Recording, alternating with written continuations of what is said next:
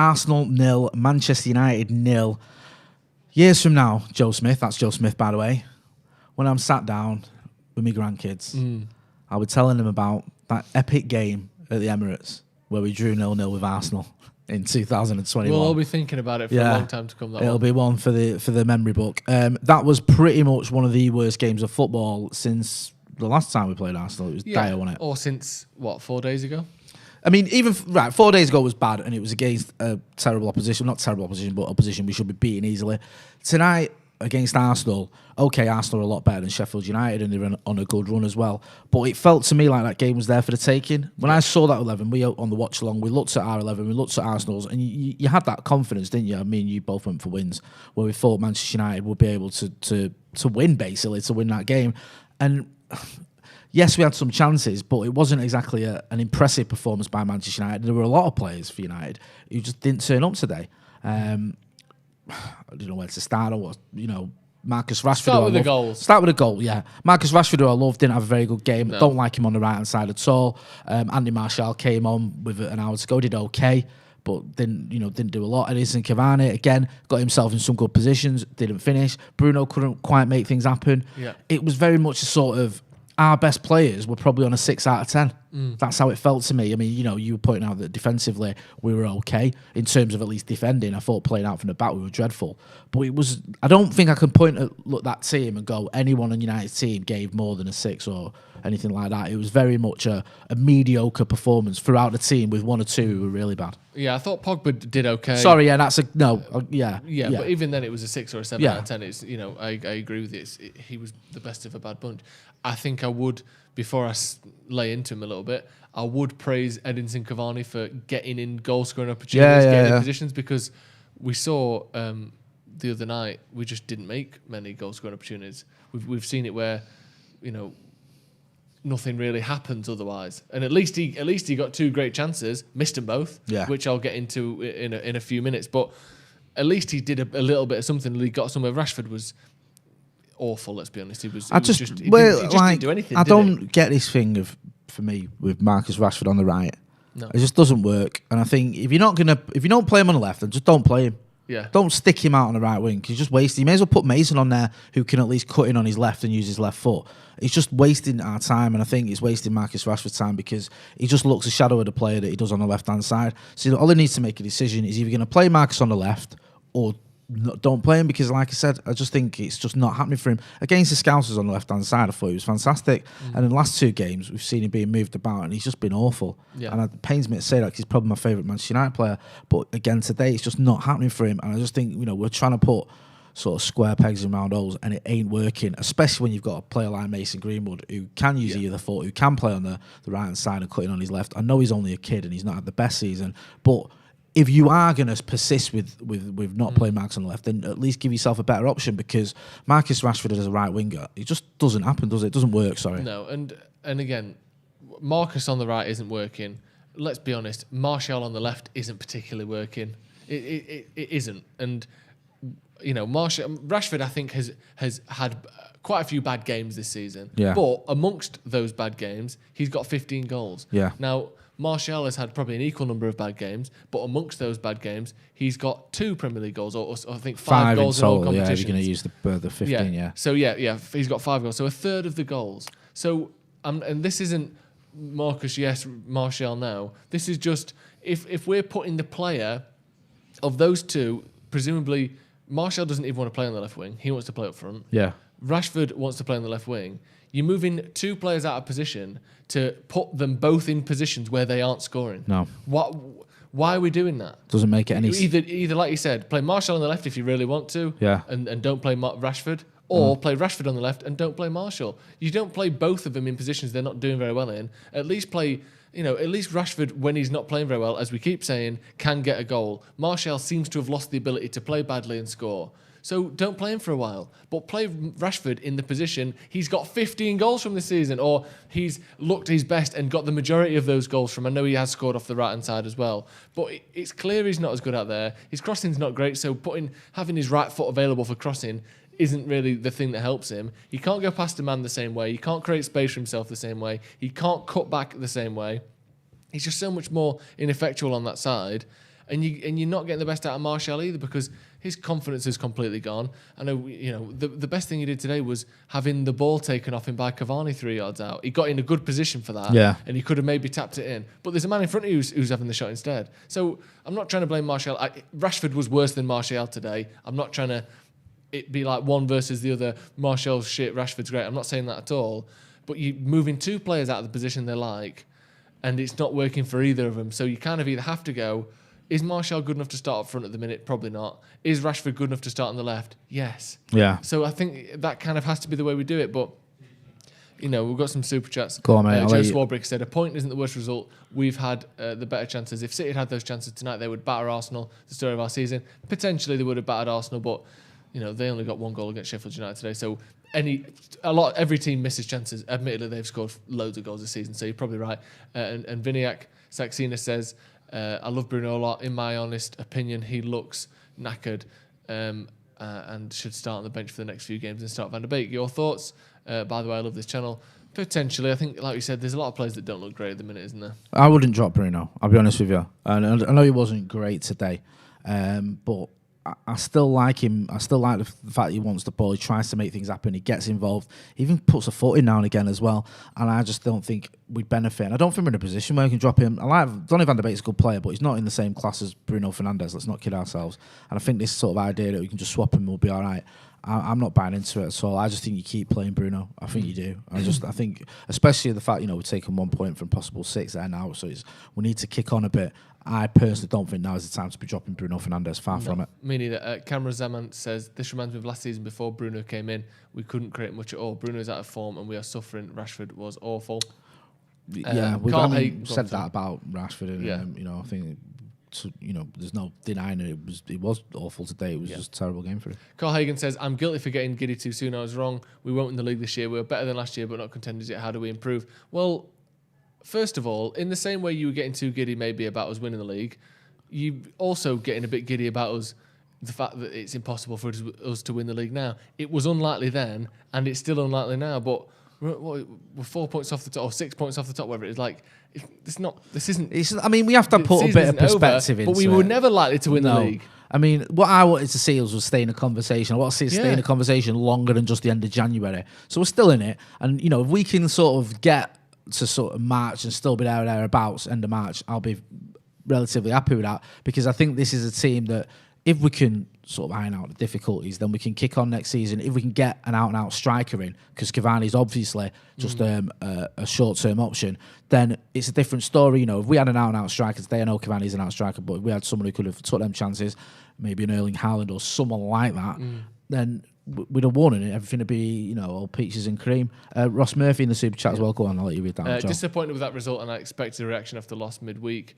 Rashford is wasteful on the right. You play him on the left and Greenwood on the right. Wan-Bissaka probably my man of the match. I think Wan-Bissaka was pretty good, and he won the ball high up the pitch a few times as well, so that's a good shout. I think he felt like he needed a bit of a performance, Wan-Bissaka. There's been a few critics this season. I don't think he's having a great season. Certainly not as good as he did the first half of his first season, where I thought he was outstanding. And today he was better as well. Yeah, he was. He just he was getting forward a lot more. He had a header in here that went just wide. He was certainly getting into the area. We just need to see him work on final balls, but yeah, a little bit better. Yeah, Kansas says maybe this is melodramatic, but if City win their next game, title race is over.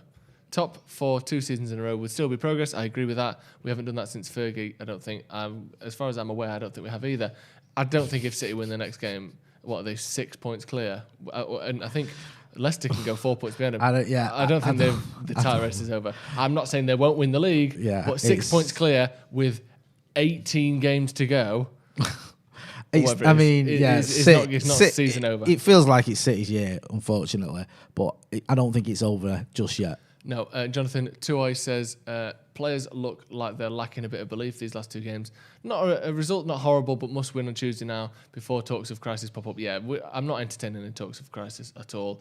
Someone in the comments asking, does this result feel worse due to the loss against Sheffield United? Definitely, because if we'd have gone draw against Liverpool, beat Sheffield United, draw against Arsenal, that's not a bad week. But 2 draws and a loss is pretty shit, isn't it? So the Sheffield United result is obviously the foundation that these emotions are based on, and obviously that's not great. Another super chat from Ant L Martial doesn't belong at our club. One decent season in 5 is pathetic. Right now we need a top-class number 9, a CDM, and left and right wingers. End of. I mean, he's not having a good season, is he, Anthony Martial? And I don't think you can judge him too much on this game. But if you're going to look at the entirety of the season, he hasn't really got going yet. Now, I'm not prepared to give up on him just yet. I think we've seen enough from him to know that he's a top-quality player. But we could really do with him stepping up. You know, he's not immune from criticism.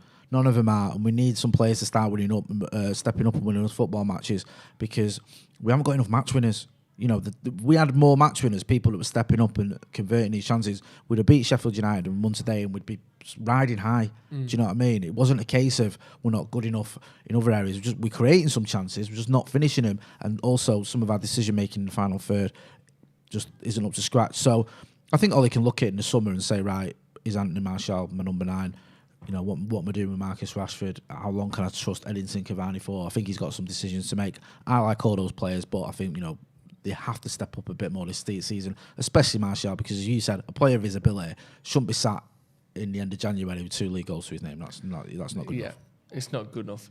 We've got some quotes coming up, but before, someone mentioned there about the chances missed, and I want to get into that a little bit, because Cavani today missed what looked like an incredible chance. It's six yards out, and Ollie, I think, has spoken about that. You'll be able to see that on the screen. Yeah, you see there about the bigger chances to win the game.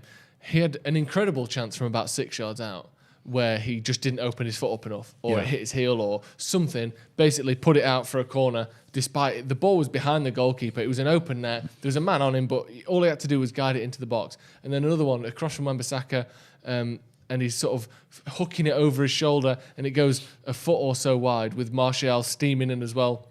Probably in a better position to finish it, to be honest. But, you know, the striker that Cavani is, he thinks I'm having that. Fair enough. You're 3 yards out. If you can get a shot away, get a shot away. But one of those has got to go in. And I'm not a big fan of XG and all that, but as an illustration of how big his chances were, I think United's overall expected goals was 1.8, something like that. 1.25 of those were for Cavani. Yeah. So he, you know, statistically should have scored today. And anyone watching it knows he should have scored today. And it's been a running theme this season. And I know certain times you can say, well, we scored goals that we shouldn't have scored, i.e. Marcus Rashford against Wolves, bit lucky, very lucky, whatever you want to call it. But you look against Liverpool, Pogba and Bruno had good chances. You look against Tottenham, Marcus Rashford missed a header from 6 yards out, unmarked, headed it over the bar. Leicester. Leicester, sorry, yeah. And he had a couple of other chances as well. I know he scored in that game, but think of the chances we've missed in the games we've dropped points in. It's ridiculous, and it's not. In some ways, it's comfort in the fact that we make 2 or 3 great chances every game.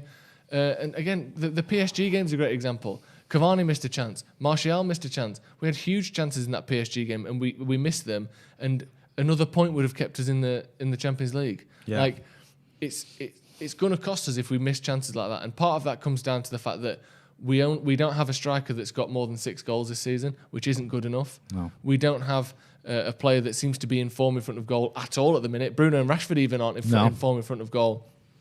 So that's going to cost us, and it's going to continue to cost us. And whether we need to buy players in, whether we need to hope for a return in form, whether Solskjaer needs to do something different, I don't know. But these missed chances are going to cost us trophies, and you're sort of seeing it, aren't you? Like, we've dropped 4 points 7 points we've dropped in a week. 3, 2, and 2. Yeah, 7 points we've dropped in a week. And we could have won all of those games and should have won all of those games. And, you know, that is the difference, isn't it? You miss big chances consistently, you're not going to win trophies. No, you won't. And my hope is that every team has a bit of a slump during a season. Every team has, like, you know, Liverpool have had it. Liverpool are having it now. Or sort of come out with the Spurs win. City had it earlier in the season where he dropped a few points. I'm hoping this is ours and we'll come out of it. Do you know what I mean? Sometimes it just happens, like fatigue kicks in, you know, you just end up getting frustrated, you don't convert your chances, whatever it is. I've seen it with better United teams than this. I just hope we can show a bit of sort of resolve and bounce back from it and not let it define our season, not let this continue, because we can't keep wasting opportunities. We can't keep dropping points to teams that we should be beating. All those teams, all those games you mentioned, even the Scousers we should have beat, I feel, at Anfield. So, you know, these are missed opportunities. This doesn't feel like today a point gained. Oh, we've gone to the Emirates and got a result. Well done. Not at all. We should have beat them. I mean, I looked at that team for Arsenal. I was massively underwhelmed. Just like a load of children. and some players that wouldn't barely get on our bench. So I think you said it, and I agree with you. That Thomas Partey's the only player in that 11 of Arsenal's today that would have got in our team. Yeah. I don't think you have anyone else. No. And then you get David Luiz, who was, almost like a figure of fun, getting the man of the match the week after Phil Jagielka got it, or 3 days after Phil Jagielka got it, and not long after he made Jordan Henderson look like the best centre back in the history of football. I mean, it isn't good enough.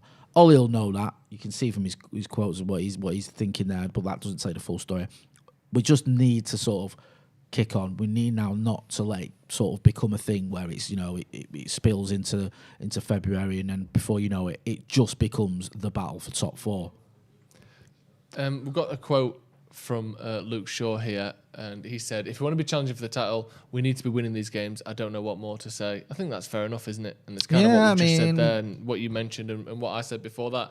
These are the sorts of games where they're close, they're tight, but Arsenal can look back at that, and Arsenal fans on social media, I'm sure, will look at that and say, "Oh, we should have won that." They had a free kick, hit the crossbar, fair enough, decent chance, but we had two giant chances that should have been put in.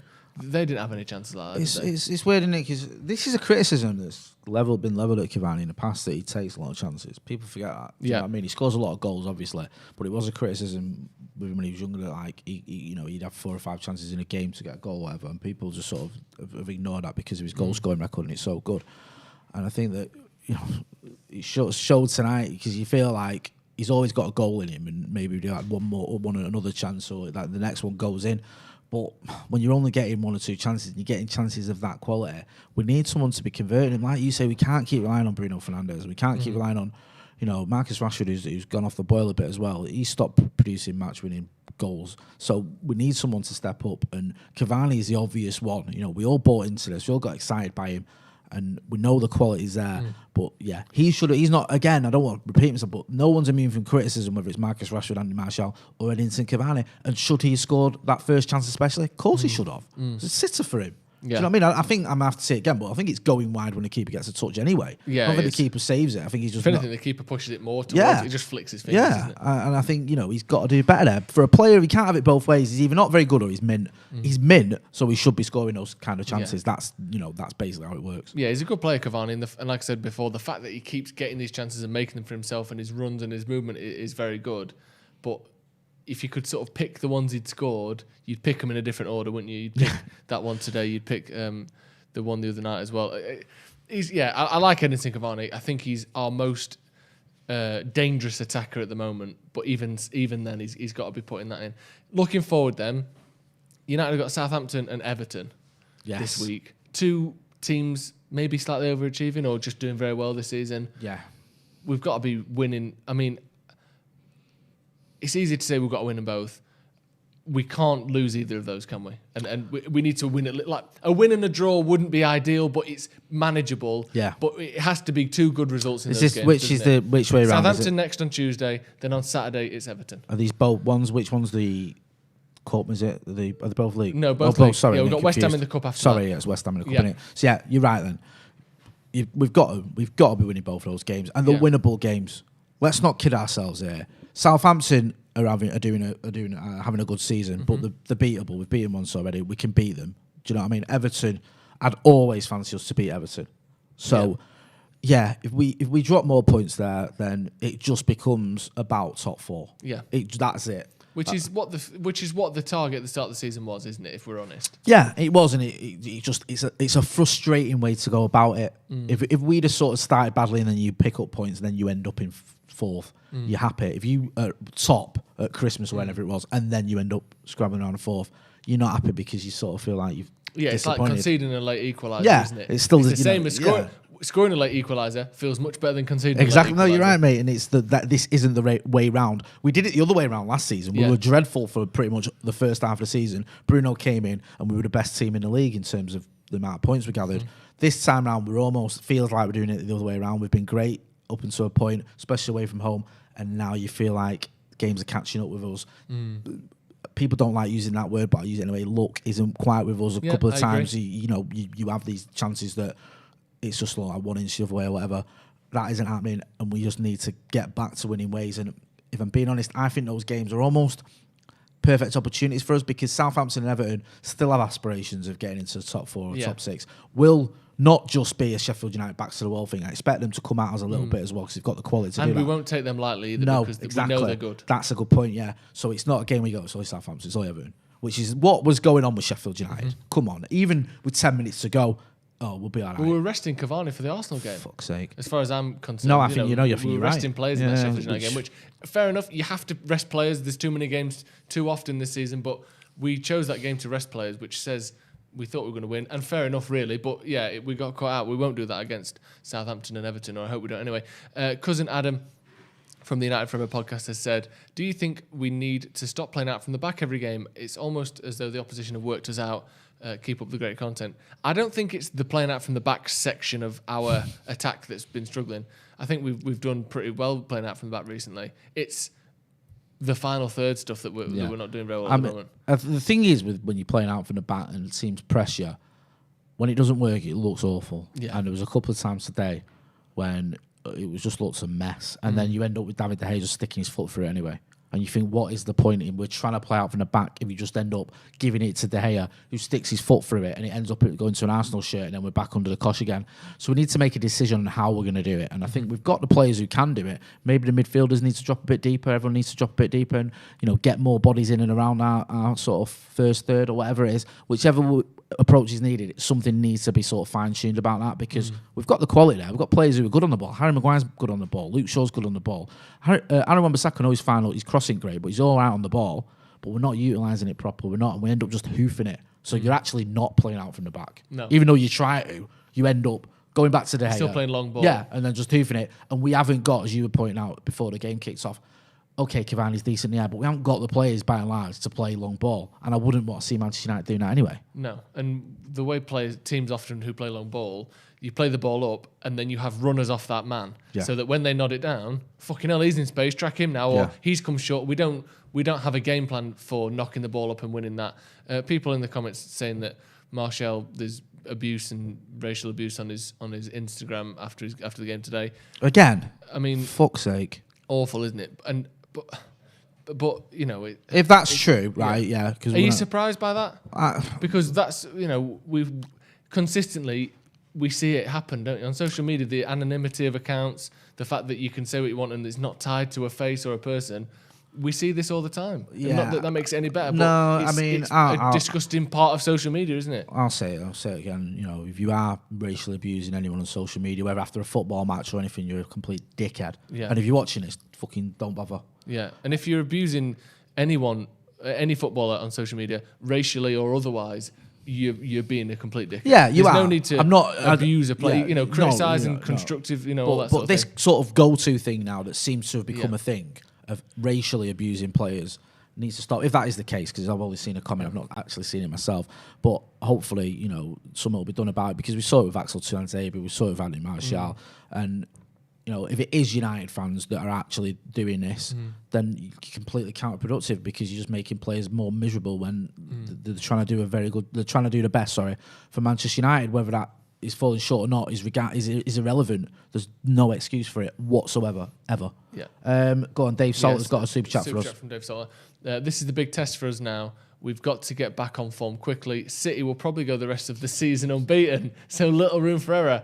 We've been quite lucky with injuries. I love this. I love this. Like City, this is it now. City won't even drop points. I think they'll just win every game. Yeah, I'll go through that point by point. We have been lucky with injuries, and I've said that a few times, and it plays a big part in success is how many injuries you have, and often injuries are based purely on luck. Sometimes it's based on the size of the squad, which can be blamed on a few different people, the sort of strain that certain players go through based on how many players you have in that position. But generally speaking, injuries is a lot down to luck, and we have been lucky with that.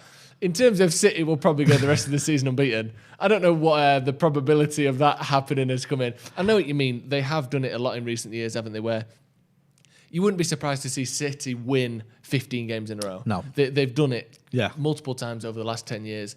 They're capable of that.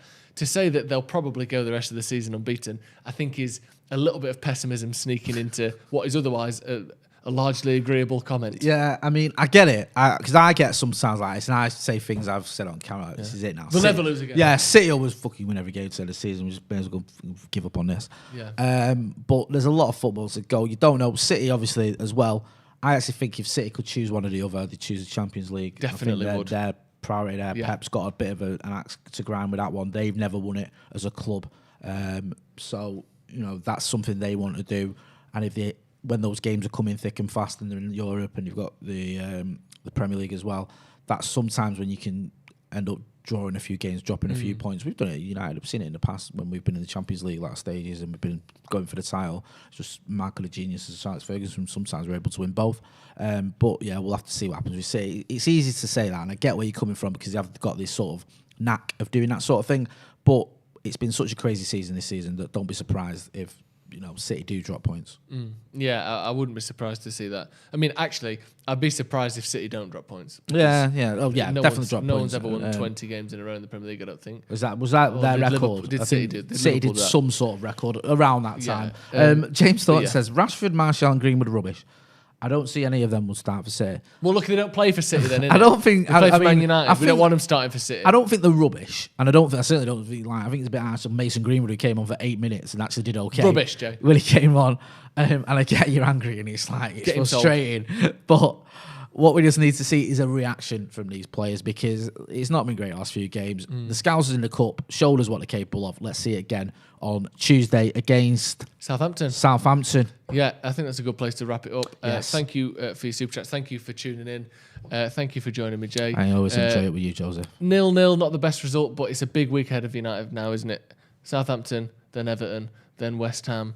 A chance to rebuild a little bit of momentum, a bit of confidence. It's just 3 games that you just go, all right, yeah. They're all hard, aren't they? In a way. They're the games that I look for in a fixture list when it comes out. They're the sort of games where you get no credit for winning them and battered for losing them. So look forward to that. We've got a big week coming up on Stretford Paddock, so make sure you check all that out. And make sure you check out the members as well. We just put a video out with Simon Preston, Jamaican football expert, talking about Leon Bailey. Cheeky. So if you're not a member, make sure you check that out. We're going to be back all week, of course, with the news, with the build-up to the game and all the fallout from the game. Look out for fan cams coming very soon as well. Thank you very much for joining us. We'll see you in a bit.